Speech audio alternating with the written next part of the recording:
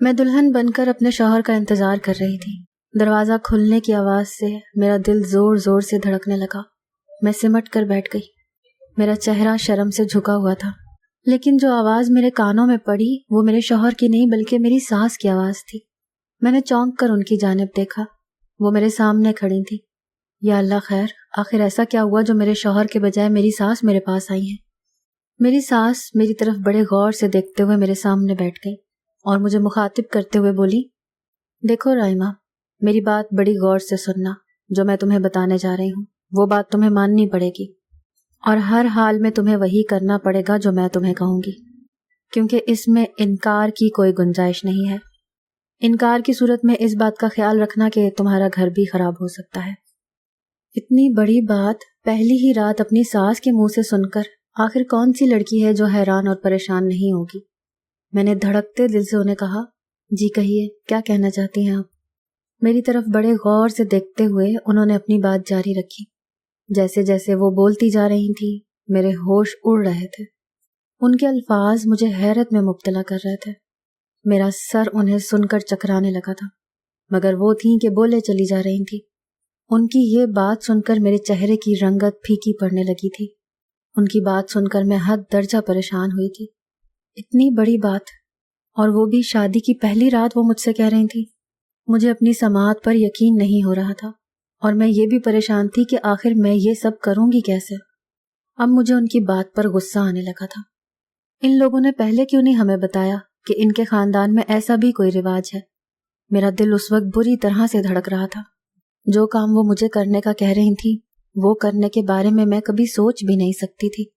میرے لیے یہ کام شاید ناممکن سا تھا۔ اپنے جذبات پر قابو رکھ کر صبر کا دامن تھامے میں چپ چاپ بیٹھی رہی، اور میری ساس نے جو کہنا تھا وہ کہہ کر کمرے سے باہر چلی گئی، اور میری آنکھوں سے آنسو بہنے لگے۔ میرا شوہر پوری رات میرے کمرے میں نہیں آیا۔ میری پوری رات رو کر گزری۔ صبح ایک ملازمہ میرے کمرے میں ناشتہ رکھ کر چلی گئی۔ میرا شوہر میری ساس کے ساتھ ہی میرے کمرے میں داخل ہوا تھا۔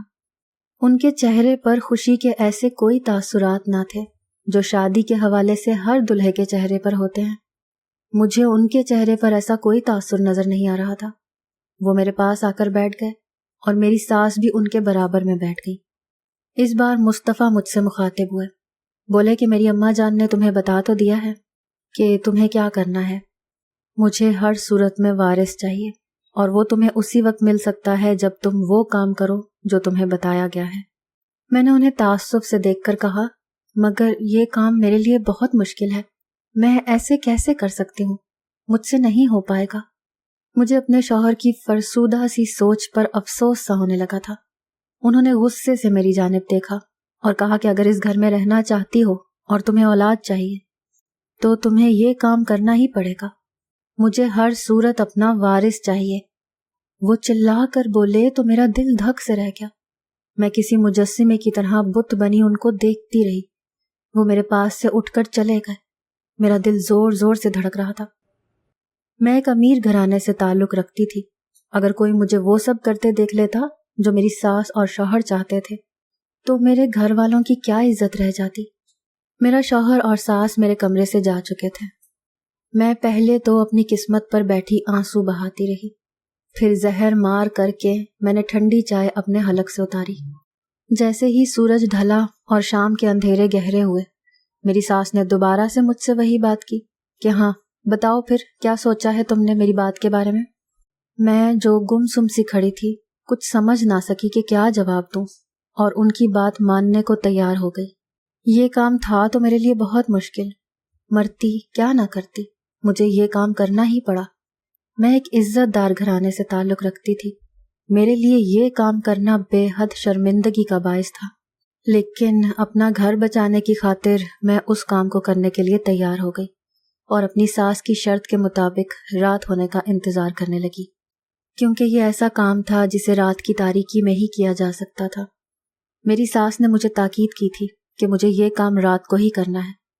یہ کیسی مشکل تھی میرے خدا، میرا دل آہیں بھرتا رہ گیا۔ جیسے ہی رات کی تاریکی چھائی، میری ساس پھر سے میرے پاس آئی۔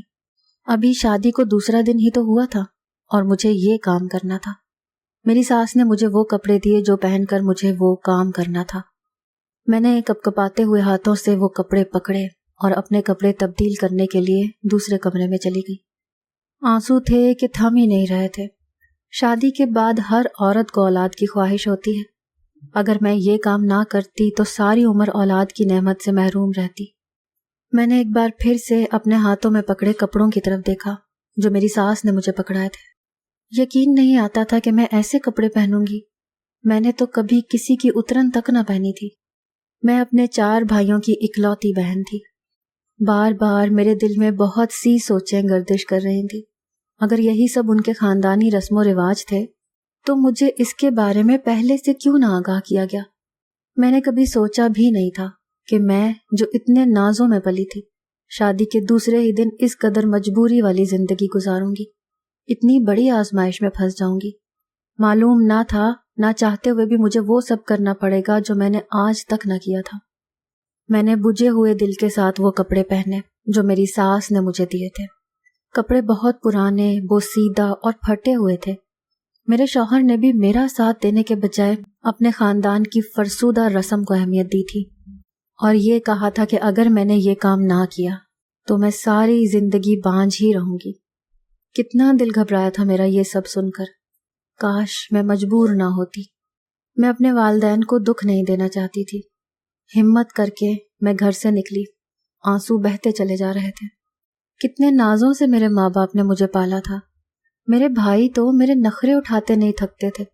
میری ہر خواہش میری کہنے سے پہلے پوری کر دی جاتی تھی۔ میرے بابا ہمیشہ مجھے شہزادی کہہ کر پکارتے تھے۔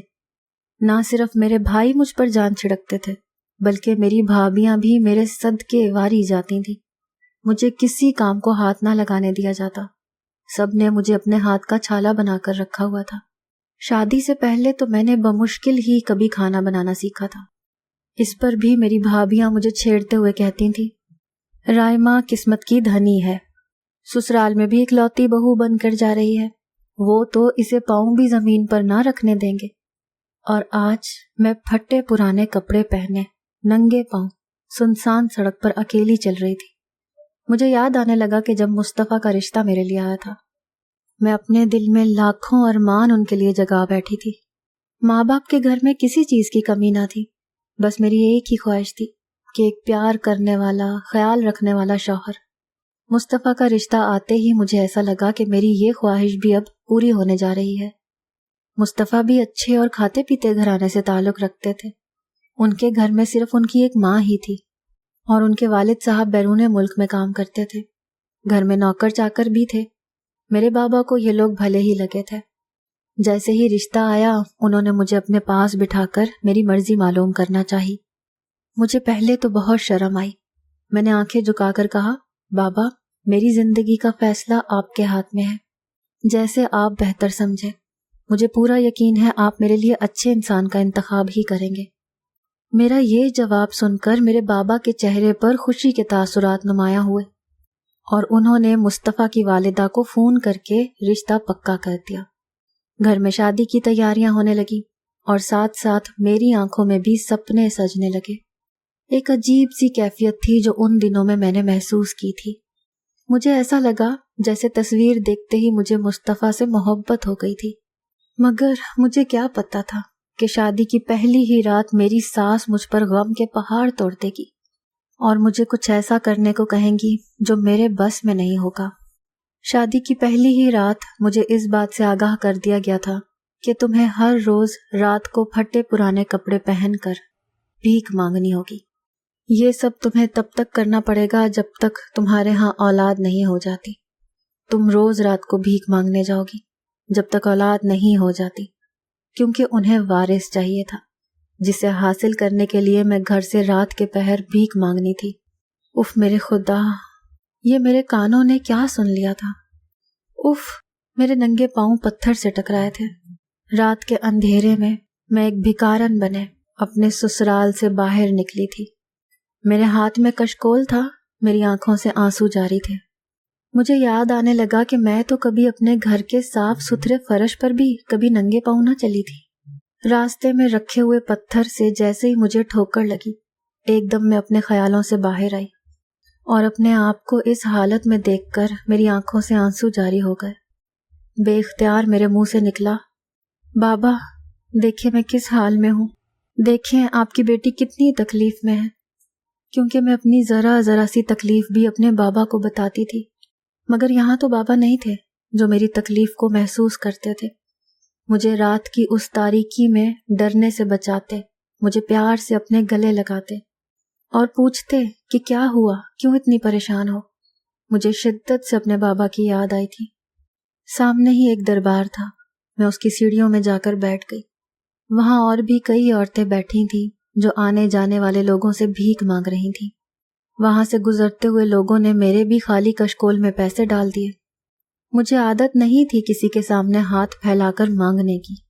سامنے میری نظر دربار پر پڑی، میرا دل یکبارگی سے تڑپا تھا۔ میں نے آسمان کی طرف ایک نظر اٹھا کر دیکھا اور پھر آنسوؤں سے بھری آنکھیں جھکا لی۔ میں نے دل میں اپنے اللہ سے دعا کی کہ میں نے تیرے علاوہ کبھی کسی کے سامنے ہاتھ نہیں پھیلائے، میرے دامن کو تو خوشیوں سے بھر دے۔ میرے آنسو بتدریج بہہ رہے تھے، میں سسکیاں لے کر رو رہی تھی۔ ایک دن میں بادشاہوں والی زندگی سے زمین پر آ گئی تھی، خاک ہو گئی تھی۔ میرے پیر اس وقت مٹی سے اٹے ہوئے تھے، میرے ہاتھ آسمان بنانے والے کے سامنے کسی کشکول کی طرح پھیلے ہوئے تھے۔ یہ کیسے ممکن تھا کہ میرا اللہ مجھے تہی دامن رکھتا؟ مجھ پر میرے رب نے کرم کیا کہ میرے سامنے میری ساس اور شوہر کا اصل چہرہ لا کر رکھ دیا، جو میرے گمان میں بھی نہ تھا۔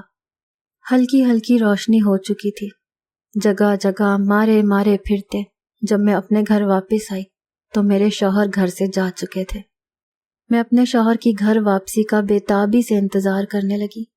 مجھے بڑی امید تھی کہ اگر وہ میرے قریب آئے گا تو میرا رب مجھے اولاد سے نواز دے گا، لیکن اس کا رویہ تو مجھے شش و پنج میں مبتلا کر گیا تھا۔ میرا شوہر گھر آیا، میں نے انہیں کھانے کا پوچھا اور پانی دیا، ان کے پاس بیٹھ گئی۔ ابھی رات ہونے میں کافی وقت تھا، اسی لیے جب میں ان کے قریب آنے کی کوشش کی تو وہ بدحواسی کا شکار ہونے لگے، مجھ سے پیچھے ہٹنے لگے، اور ایسا ہر بار ہونے لگا۔ میں رات بھر دربار کی سیڑھیوں میں بیٹھی رو رو کر دعائیں کرتی رہتی، اور جب گھر لوٹتی تو مصطفیٰ گھر پر نہیں ہوتے تھے۔ جب بھی میں کوشش کرتی کہ میں ان کے قریب ہو سکوں تو وہ میرا ہاتھ پیچھے جھٹک دیتے یا گھبراہٹ کا شکار ہو جاتے۔ میرے قریب آنے سے ان کو گھبراہٹ ہوتی تھی۔ میں اب بھی ان کے روکھے رویے کی وجہ نہیں سمجھ پا رہی تھی۔ اب تو میں وہ سب کچھ کر رہی تھی جیسا میرے شوہر اور میری ساس چاہتے تھے، لیکن یہ کیسے ممکن تھا کہ بنا وہ میرے قریب آئے میں صاحب اولاد ہو جاتی؟ میں نئی نویلی دلہن تھی، میرا دل اپنے شوہر کی محبت کا طلبگار تھا، مگر میرے شوہر کو میری کسی کیفیت کا کوئی احساس ہی نہیں تھا۔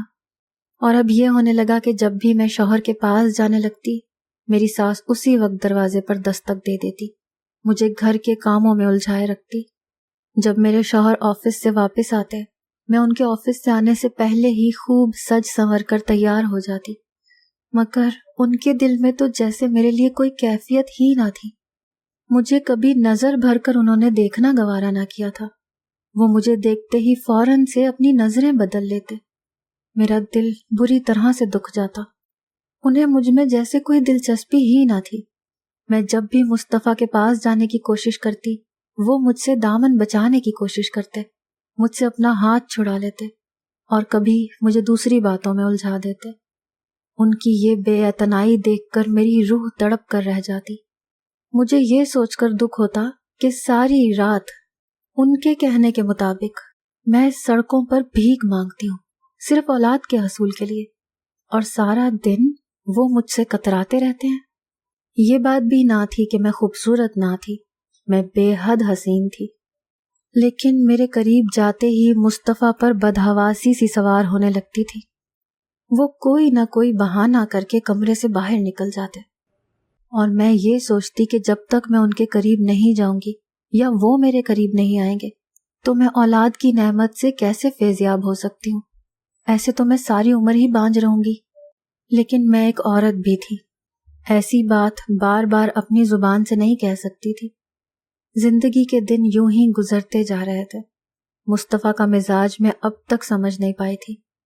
اس سارے عرصے میں ایک اور بات جو مجھے حیران کر رہی تھی وہ یہ تھی کہ جیسے ہی میرے باہر جانے کا وقت ہوتا میری ساس اپنے بیٹے کے کمرے میں چلی جاتی اور دروازہ بند کر دیتی۔ مجھے سمجھ میں نہ آتا کہ آخر ان دونوں ماں بیٹے کے درمیان چل کیا رہا ہے۔ ایک دفعہ یوں ہوا کہ میرے صبر کا دامن ہاتھ سے چھوٹ گیا۔ میری ساس اور میرا شوہر کمرے میں بیٹھے تھے۔ میں اچانک سے کمرے میں آئی۔ میرا شوہر کسی سے بڑی رازدارانہ طریقے سے فون پر بات کر رہا تھا۔ فکر اور پریشانی ان کے چہرے پر صاف عیاں ہو رہی تھی۔ وہ کسی سے فون پر کہہ رہے تھے، اگر اس مسئلے کا حل نہ نکلا تو میں ادھورا رہ جاؤں گا، مجھے جلد ہی تم سے ملنا ہے، اگر تم مجھے جیسے ہی کمرے میں آتے دیکھا تو انہوں نے فوراً بات ادھوری چھوڑ کر فون بند کر دیا۔ مجھے دیکھ کر ایک رنگ ان کے چہرے پر آ کر گزر گیا تھا۔ گھبرا کر مجھ سے پوچھا کہ تم یہاں کیا کر رہی ہو؟ میں روتے ہوئے کمرے سے باہر آ گئی۔ مجھے شک تو پہلے سے ہی ہونے لگا تھا کہ مجھ سے کترانے کی وجہ کچھ اور ہی ہے۔ جو میں سوچ رہی تھی ویسا ہی تھا۔ میرے شوہر کی زندگی میں میرے علاوہ بھی کوئی عورت ہے جس سے وہ فون پر بات کر رہے تھے۔ کس کے بنا ان کی زندگی ادھوری ہے؟ یقیناً وہ لڑکی ان کی محبت ہوگی۔ مجھے کچھ سمجھ میں نہیں آ رہا تھا۔ بہت سے سوال اور شک و شبہات میرے ذہن میں گردش کر رہے تھے، اور میری ساس بھی میرے شوہر کے پاس بیٹھی تھی۔ وہ یہ سب سن بھی رہی تھی۔ میری ساس کو بھی ان سب چیزوں کا پتہ ہوگا، لیکن دونوں ماں بیٹے آخر کمرے میں بند ہو کر کیا کرتے ہیں؟ بہت ساری چیزیں تھیں جو مجھے شک میں ڈال رہی تھیں۔ میرے شوہر میرے پیچھے ہی کمرے سے باہر آ گئے تھے اور کہنے لگے کہ تم میری باتیں چپکے چپکے سن رہی تھی۔ مجھے ان کی ڈھٹائی پر حیرت ہو رہی تھی۔ آخر میں غصے سے چیخ پڑی کہ میں بھی انسان ہوں، مجھے بھی آپ کے پیار اور توجہ کی ضرورت ہے۔ ساری رات آپ مجھے گھر میں ٹکنے نہیں دیتے، اور جیسے ہی دن نکلتا ہے آپ خود چلے جاتے ہیں، اور جب واپس آتے ہیں تو میری طرف دیکھنا بھی گوارا نہیں کرتے۔ کس چیز کی کمی ہے مجھ میں؟ بجائے اس کے کہ انہیں میرا احساس ہوتا، وہ الٹا مجھ پر غصہ ہونے لگے کہ میں سارا دن آفس سے تھکا ہوا آتا ہوں، دن میں میرے پاس ٹائم نہیں ہوتا، اور رات کا تو میں بتا ہی چکا ہوں، اگر تم یہ کام کرو گی تو ہی میرے ساتھ رہ سکو گی، ورنہ میں تمہیں طلاق دے دوں گا۔ افسوس کہ میرے شوہر کو میری کسی بات کا احساس بھی نہیں تھا۔ میں بستر پر لیٹتی تو کروٹیں بدلتی رہتی۔ مجھے میرے اندر خالی پن محسوس ہوتا رہتا۔ عورت مرد کی محبت کے بغیر ادھوری ہوتی ہے۔ میرا بھی دل کرتا تھا کہ میرے شوہر مجھ سے پیار بھری باتیں کریں، محبت بھری نظریں مجھ پر ڈالیں، مجھے باہر گھمانے لے جائیں۔ رومانس نام کی کوئی چیز زندگی میں تھی ہی نہیں۔ بس اب میں نے فیصلہ کر لیا تھا کہ اب میں بھی بھیک نہیں مانگوں گی۔ مجھے میری ساس اور شوہر نے دھوکے میں رکھا تھا۔ میں فیصلہ کر چکی تھی کہ میں مانگنے کا صرف ناٹک کروں گی، اور میں کمرے میں کہیں چھپ جایا کروں گی اور یہی ظاہر کروں گی کہ میں بھیک مانگنے چلی گئی ہوں، اور کمرے میں چھپ کر میں یہ پتہ لگاؤں گی کہ آخر یہ دونوں ماں بیٹا کمرے میں بند اتنی رازداری سے کیا کرتے ہیں۔ میں نے ایسا ہی کیا۔ اگلے ہی دن میں نے پھٹے پرانے کپڑے پہنے، اپنے شوہر اور ساس کے سامنے گھر سے نکلنے کا ناٹک کیا، مگر میں باہر جانے کے بجائے گھر کے صحن میں ہی کسی جگہ پر چھپ گئی۔ جیسے ہی میری ساس کو لگا کہ میں گھر سے جا چکی ہوں، اس نے دودھ کا ایک گلاس گرم کیا اور اس میں کچھ ملایا اور اس کو چمچ سے ہلا کر میرے شوہر کے کمرے میں جانے لگی۔ تو شوہر اور ساس کی باتیں میں نے سن لی۔ میرا شوہر نامرد تھا، اس کا راز مجھ پر کھل نہ جائے، اسی لیے ماں بیٹے نے یہ سارا ڈرامہ رچایا تھا۔ میرا شوہر اب بھی کسی سے فون پر بات کر رہا تھا کہ وہ یہ علاج رازداری سے کروانا چاہتا ہے۔ اس کی باتیں سن کر مجھے افسوس ہونے لگا۔ مرد کا یہ ایک گھنونا روپ تھا۔ اپنا عیب چھپانے کے لیے اس نے مجھے تختہ مشق بنا کر رکھ دیا تھا۔ مجھے رات کی تاریکی میں گھر سے نکال دیتا تھا۔ اگر یہ بات مجھے وہ پہلے ہی دن بتا دیتا تو مجھے اتنا برا نہ لگتا، لیکن اب میں اس شخص کی شکل بھی دیکھنا نہیں چاہتی تھی، اسی لیے میں واپس اپنے میکے چلی گئی۔ ساری بات سے اپنے گھر والوں کو آگاہ کر دیا اور شوہر سے طلاق لے لی۔ جو شخص مجھے تحفظ ہی نہ دے سکے اور اپنے عیب کی خاطر مجھے بے گھر کرتے، اس کی خاطر اپنی عمر کو ضائع کرنا بے وقوفی تھی۔